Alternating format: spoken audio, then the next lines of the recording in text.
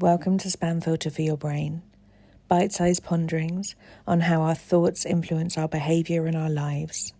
And because we're all connected, how our thoughts impact the world.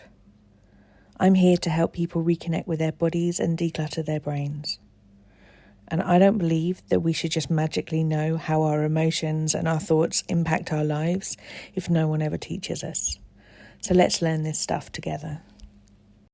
I haven't done an awful lot of podcasts about how this stuff applies to my own life, and you probably want some tangible examples occasionally. So that's hopefully what this week is. I have had something just happen over the last week, which I've been running around my brain a little bit and trying to untangle. And I think it's probably quite a familiar situation for a lot of people. So someone that I love made a slight aside that was said with intention of it being received as humorous, but actually I found quite hurtful. And they said that they thought that I acted superior.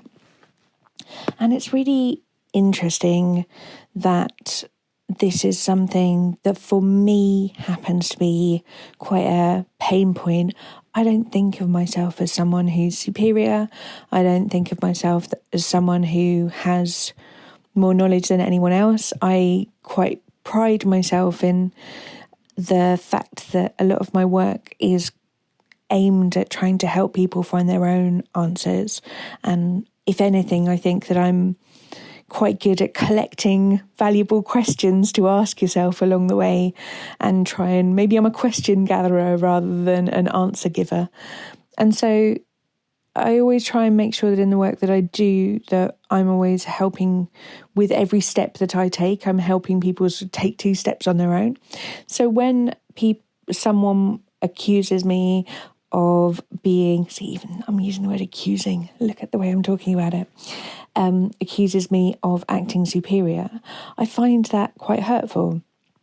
Now, if I apply the work that I teach other people and that I do on myself and that I have studied, I can pick apart this scenario, and I would do so as such. And I'm going to do it sort of in real time for you, so you can maybe find some useful stuff in this just to sort of see how it all plays out.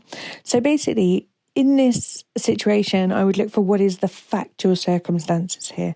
And the absolute facts, not the story that I'm telling or how I'm telling it to myself or how I tell it to my best mate, but really strip it down to the absolute basics.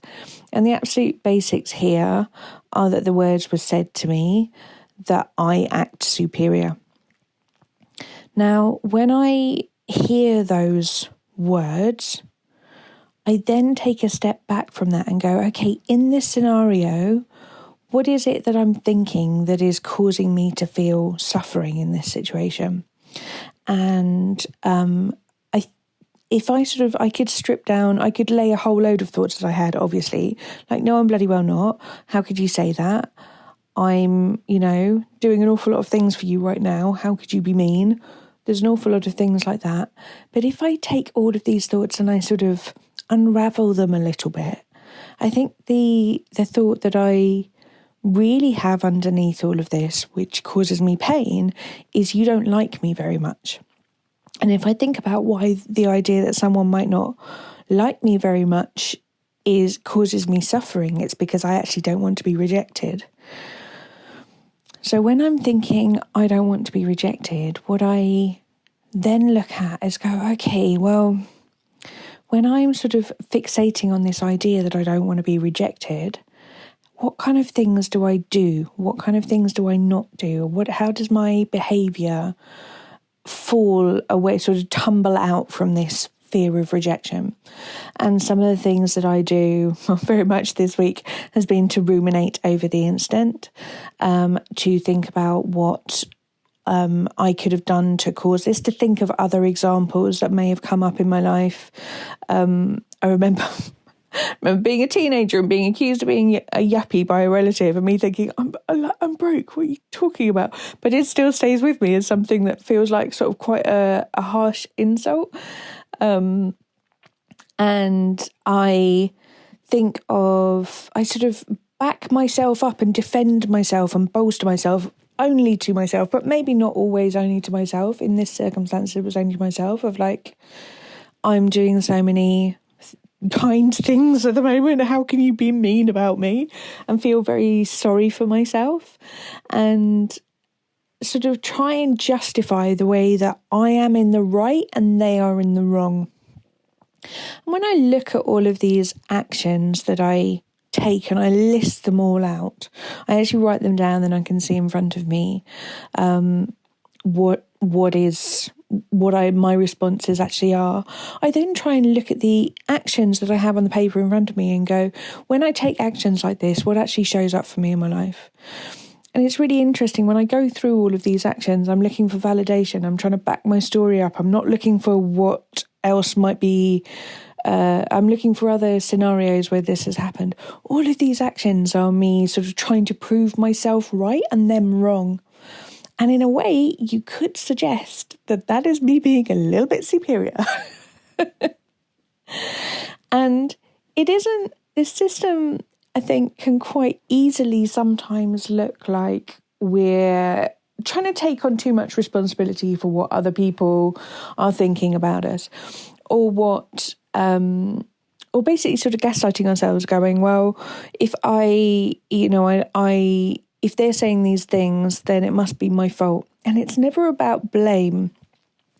But when I am thinking the thought, this person is rejecting me, what this causes is for me to take a whole load of actions where I am rejecting the self that I am in this present moment, which is actually I'm in a place right now where I've given an awful lot up to help other people in my life, because this is what's needed at this particular moment and juncture, and for a whole load of personal reasons. And actually, me trying to justify what I'm not causes me to not be present with what I am at the moment. And whereas I'm all lost and up in myself about where this person has rejected me, that's just causing me to reject myself. And I'm not as rooted in my own values or my own core or my own centre as to why I'm doing what I'm doing. What I'm doing is getting all lost in their interpretation, or what may have even just been a rubbish sort of ill-formed joke, and how that landed with me, rather than my value system and what I want to be doing.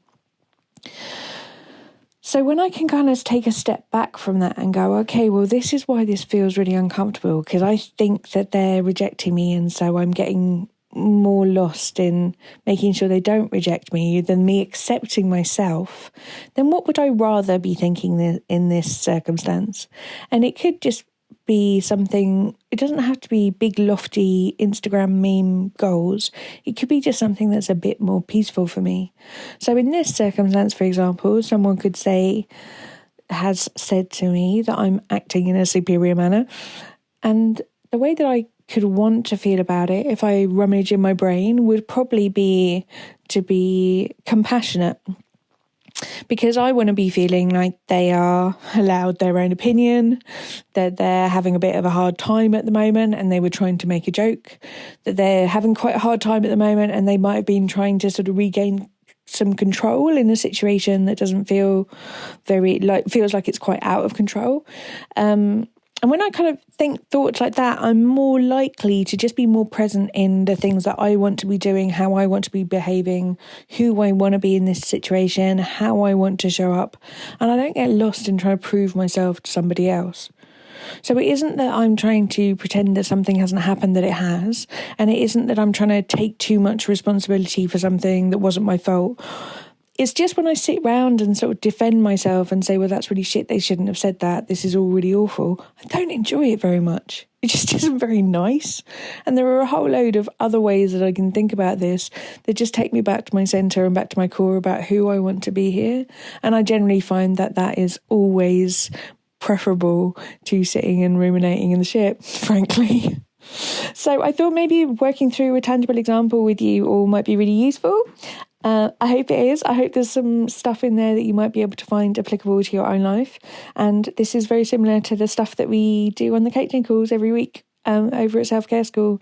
So if you ever want to run through some of your own stuff or have sort of some guided questions to help you be able to unravel where you are and have a look at it from an outsider's point of view and see where you might want to be, that's exactly what we do. So if you'd like to join us, I'd love to see you inside. If you're enjoying what you're hearing on the podcast here, I would love to invite you to Self Care School. Self Care School is a membership site where we have group coaching calls every week. We have a whole load of courses that you can dip into for whatever suits your needs. We have courses on confidence, body image, timekeeping, how to manage big emotions, overwhelm, loads and loads of stuff in there. You can kind of pick out whatever you want to work on. There is a big library of workbooks, which includes journal prompts and questions for you to be able to apply this work to your own life. And we have the most amazing community where people support each other. We learn from each other, and you get to work alongside people with quite often very different life situations to your own, and we learn so much together in community. If you would like some more of this, please do hop over to selfcareschool.co.uk.